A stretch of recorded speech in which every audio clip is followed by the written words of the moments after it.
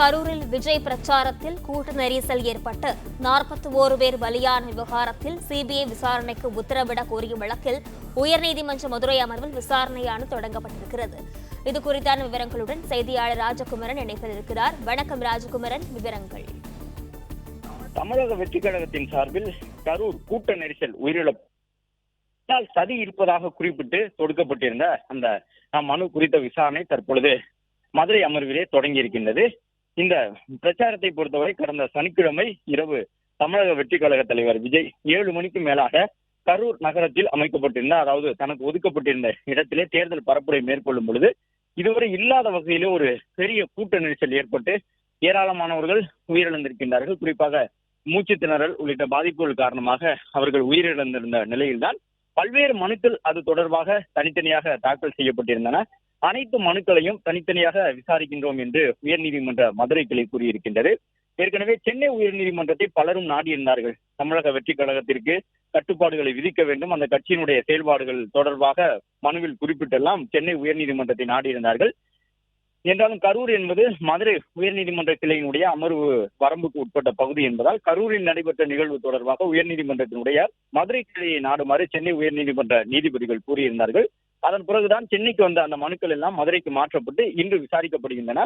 7 பொதுநல வழக்குகள் தாக்கல் செய்யப்பட்டிருந்தது உள்ளிட்டவற்றை எல்லாம் நாம் பார்க்கின்றோம். அந்த பொதுநல வழக்குகளை பொறுத்தவரை பெரும்பாலும் தமிழக வெற்றிக் கழகத்திற்கு எதிராக நிபந்தனைகளை அவர்கள் கடைபிடிக்கவில்லை, காவல்துறை வழங்கியிருந்த உத்தரவுகளை அவர்கள் பின்பற்றவில்லை என்பது எல்லாம் குறிப்பிட்டு பெரும்பாலான பொதுநல வழக்குகள் தாக்கல் செய்யப்பட்டிருந்தன.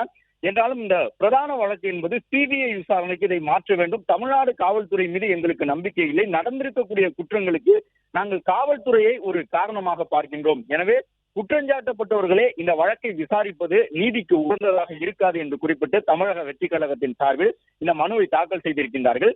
அவர்களுடைய ஒரே முக்கிய வாதமாக இருப்பது, இதுவரை விஜய் 5 இடங்களுக்கு மேலே தேர்தல் பரப்புரை செய்திருக்கின்றார், அங்கே எல்லாம் ஏற்படாத பாதிப்பு கரூரிலே ஏன் ஏற்பட்டது? எங்களுக்கு ஒதுக்கப்பட்ட இடம் என்பது நாங்கள் கேட்ட இடம் கிடையாது, நிர்பந்தத்தின் அடிப்படையிலே அந்த இடத்தை நாங்கள் வாங்கி கொண்டோம், எனவே காவல்துறை இதன் பின்னணியில் இருக்கக்கூடிய சதியை முழுவதுமாக விசாரிக்குமா என்பதில் எங்களுக்கு சந்தேகம் இருப்பதன் காரணமாக மத்திய புலனாய்வு அமைப்பான சிபிஐ வசம் இந்த வழக்கின் விசாரணையை ஒப்படைக்க வேண்டும், அதற்காக சிபிஐயிடம் எங்களுடைய ஆதாரங்களை எல்லாம் சமர்ப்பிப்பதற்கு நாங்கள் தயாராக இருக்கின்றோம் என்று குறிப்பிட்டு ஆதவ் அர்ஜுனா தமிழக வெற்றிக் கழகத்திற்காக அந்த மனுவை தாக்கல் செய்திருந்தார். எனவே இன்றைய இந்த விசாரணையிலே கிட்டத்தட்ட 7 பொதுநல வழக்குகள் விசாரணைக்கு எடுக்கப்பட்டாலும் கூட முக்கியமான வழக்காக பார்க்கப்படுவது சிபிஐ விசாரணைக்கு தமிழக வெற்றிக் கழக தலைவர் விஜயினுடைய தேர்தல் பரப்புரையில் நடைபெற்றிருந்த மரணங்கள் குறித்த வழக்கு மாற்றப்படுமா, அல்லது தமிழ்நாடு காவல்துறையை சிறப்பு புலனாய்வு குழு அமைப்புகளாக தனி குழு அமைத்து அல்லது சிபிசிஐடி மூலமாகவே விசாரணை நடத்தினால் போதுமானது என்று நீதிபதிகள் தங்களுடைய தீர்ப்பை வழங்குவார்களா என்பது ஒரு பெரிய கேள்வியாக எதிர்பார்ப்புகளாக இருக்கின்றன. அதே நேரம் நீதிபதிகள் பிறப்பிக்கக்கூடிய தீர்ப்பின் அடிப்படையிலே மேல்முறையீடு என்ற அடிப்படையில் உச்சநீதிமன்றத்திற்கு செல்வதற்கான வாய்ப்பு கூட இருப்பதாக தமிழக வெற்றிக் கழகத்தினுடைய வழக்கறிஞர்கள் தரப்பில் கூறியிருக்கின்றார்கள். எனவே இன்று வழங்கக்கூடிய தீர்ப்பிலே சிபிஐக்கு மாற்றக்கூடிய விதமான தீர்ப்பு இடம்பெற்றிருந்தால் அந்த தீர்ப்பு என்பது தமிழக வெற்றிக் கழகத்தினர் எதிர்பார்த்த ஒரு தீர்ப்பாக அமையும். அப்படி இல்லாத பட்சத்திலே அவர்கள் மேல்முறையீடு என்ற அடிப்படையில் உச்சநீதிமன்றத்தை நாடுவதற்கான வாய்ப்புகள் கூட இருக்கின்றன. கரூர் கூட்ட நெரிசல் தொடர்பாக தாக்கல் செய்யப்பட்ட அந்த மனுக்களை நீதிபதிகள் தண்டபாணி அமர்வு விசாரணைக்கு எடுக்க இருக்கின்றார்கள். இன்னும் சற்று நேரத்தில் அந்த விசாரணை தொடங்கும் என்று சொல்லப்பட்டிருந்த நிலையில் தற்பொழுது விசாரணையை தொடங்கி இருக்கின்றது. தனித்தனி மனுக்களாக எடுத்து விசாரித்து வருகின்றார்கள்.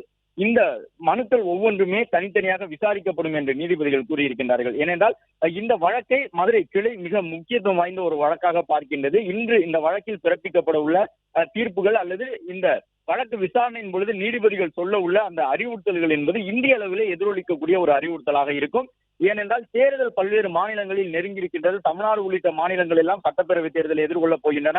பீகார் மாநிலம் இருக்கின்றது, கேரள மாநிலம் இருக்கின்றது, மேற்கு வங்க மாநிலம் இருக்கின்றது. அனைத்து மாநிலங்களிலும் கட்சிகள் எல்லாம் தீவிரமாக தேர்தல் பரப்புரையிலே ஈடுபட தயாராக இருக்கின்றார்கள். இந்த ஆண்டினுடைய இறுதியான டிசம்பர் மாதம் தொடங்கி அடுத்த ஆண்டினுடைய மே மாதத்திற்குள்ளாக கிட்டத்தட்ட 4 மாநிலங்களிலே சட்டப்பேரவை தேர்தல் நடைபெறப் போகின்றது. அது மட்டுமல்ல, கட்சிகளுடைய தேர்தல் பிரச்சார யுக்திகளும் தொடர்ந்து மாறிக்கொண்டிருக்கின்றன. முன்பெல்லாம் பொதுக்கூட்டம் நடத்தி மைதானங்களிலே தொண்டர்களை திரட்டி வந்து பேசியது போக இப்பொழுதெல்லாம் சாலை வளம் என்று குறிப்பிட்டு ரோட் ஷோ மூலமாக தொண்டர்களை சென்று சந்திப்பதற்கு அனைத்து கட்சி தலைவர்களும் ஆர்வம் காட்டி வருகின்றார்கள். குறிப்பாக எதிர்க்கட்சி வரிசையில் இருக்கக்கூடிய கட்சிகள் எல்லாம் தங்களுக்கு மக்களிடம் இருக்கக்கூடிய செல்வாக்கை எடுத்துக்காட்ட வேண்டும் என்ற அடிப்படையிலே நகரத்தினுடைய மைய பகுதிகளில் தேர்தல் பரப்புரை மேற்கொள்வதற்கு வாய்ப்பு கேட்கின்றார்கள், இடம் கேட்கின்றார்கள். அதே போன்று ஆளுங்கட்சிகளுக்கு ஒதுக்கப்படக்கூடிய இடம் எதிர்க்கட்சிகளுக்கு வழங்கப்படுவதில்லை என்ற குற்றச்சாட்டுகளும் தமிழ்நாட்டில் மட்டுமல்ல பல்வேறு மாநிலங்களில் நீடித்துக் கொண்டிருக்கின்றது. இந்த நிலையில்தான் கட்சிகள் தங்களுடைய தேர்தல் பரப்புரைக்காக முழு அளவில் தயாராகி கொண்டிருக்கக்கூடிய சூழ்நிலையில் தமிழக வெற்றி கழகத்தின் அந்த கூட்டத்தில் நடைபெற்றிருக்கக்கூடிய மிகப்பெரிய பாதிப்புகளுக்கு நிவாரணம் தரக்கூடிய விதமான அறிவிப்புகளை இன்று நீதிபதிகள் பிறப்பிப்பார்கள் என்று எதிர்பார்க்கப்படுகின்றது. மேலும் இந்திய அளவிலாக கட்சிகளுக்கு பல்வேறு கட்டுப்பாடுகளை விதிக்கக்கூடிய விதமாக புதிய அறிவுறுத்தல்களும் நீதிபதிகள் மூலமாக தண்டபாணி ஜோதிராமன் ஆகியோர் வழங்குவார்கள் என்ற ஒரு எதிர்பார்ப்பு இருக்கின்றது. பிளே ஸ்டோர் மற்றும் ஆப் ஸ்டோரில் இருந்து பாலிமர் செயலியை QR கோடு மூலம் பதிவிறக்கம் செய்யுங்கள். செய்திகளை உடனுக்குடன் பெறுங்கள்.